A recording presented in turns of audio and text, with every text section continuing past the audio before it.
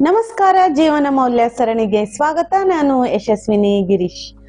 ಒಂದೂರಿನಲ್ಲಿ ಒಬ್ಬ ಧನಿಕ ಅಹಂಕಾರದಿಂದ ತನ್ನ ಪತ್ನಿಗೆ, ನನ್ನ ಸಂಪತ್ತಿನಿಂದ ನಿಮಗೆಲ್ಲರಿಗೂ ಮರ್ಯಾದೆ ಸಿಗುತ್ತಿದೆ ಎಂದು ಹೇಳಿದನು. ಅದಕ್ಕೆ ಪತ್ನಿ, ಮನೆಯ ಹೆಣ್ಣು ಮನಸ್ಸು ಮಾಡಿದರೆ ನಿಮ್ಮ ಮರ್ಯಾದೆ ಕ್ಷಣ ಮಾತ್ರದಿ ಮಣ್ಣು ಪಾಲಾಗುತ್ತದೆ ಎಂದಳು. ಆಗ ಧನಿಕ, ಸರಿ, ಹಾಗಿದ್ದರೆ ನಿನ್ನ ಮಾತನ್ನು ನಿಜ ಮಾಡಿ ತೋರಿಸೆಂದು ಸವಾಲೆಸೆದನು. ಆ ದಿನ ಸಂಜೆ ಧನಿಕನ ಮನೆಯಲ್ಲಿ ಔತಣಕೂಟವಿತ್ತು. ಎಲ್ಲ ಗಣ್ಯ ವ್ಯಕ್ತಿಗಳು ಅಲ್ಲಿ ಸೇರಿದ್ದರು.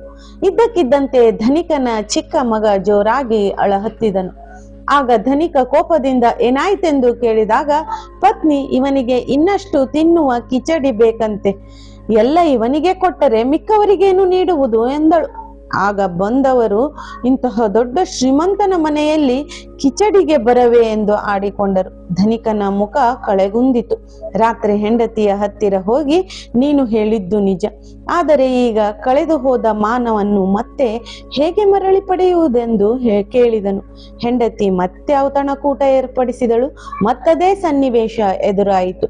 ಆಗ ಧನಿಕ ಇನ್ನಷ್ಟು ಕಿಚಡಿ ತರಲು ತಿಳಿಸಿ ತಾನೇ ಸ್ವತಃ ತಿನ್ನಿಸುವುದಾಗಿ ಹೇಳಿದನು.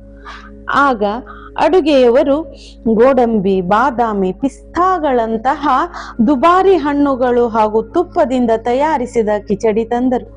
ಅದನ್ನು ಎಲ್ಲರಿಗೂ ಬಡಿಸಲಾಯಿತು. ಎಲ್ಲರೂ ಕಿಚಡಿಯೇ ಹೀಗಿರುವಾಗ ಇವರ ಮನೆಯ ಉಳಿದ ಖಾದ್ಯಗಳು ಎಷ್ಟು ಸ್ವಾದಿಷ್ಟವಾಗಿರಬೇಕು ಎಂದು ಸಂತಸಪಟ್ಟು ತಿಂದರು. ಇದರಿಂದ ಧನಿಕನ ಬಗ್ಗೆ ಮೆಚ್ಚುಗೆಯೂ ವ್ಯಕ್ತವಾಯಿತು. ಬಂಧುಗಳೇ, ನಾನು ಎಂಬುದನ್ನು ಬಿಟ್ಟು ನಾವಾದಾಗ ಬದುಕು ಬಲು ಚಂದ.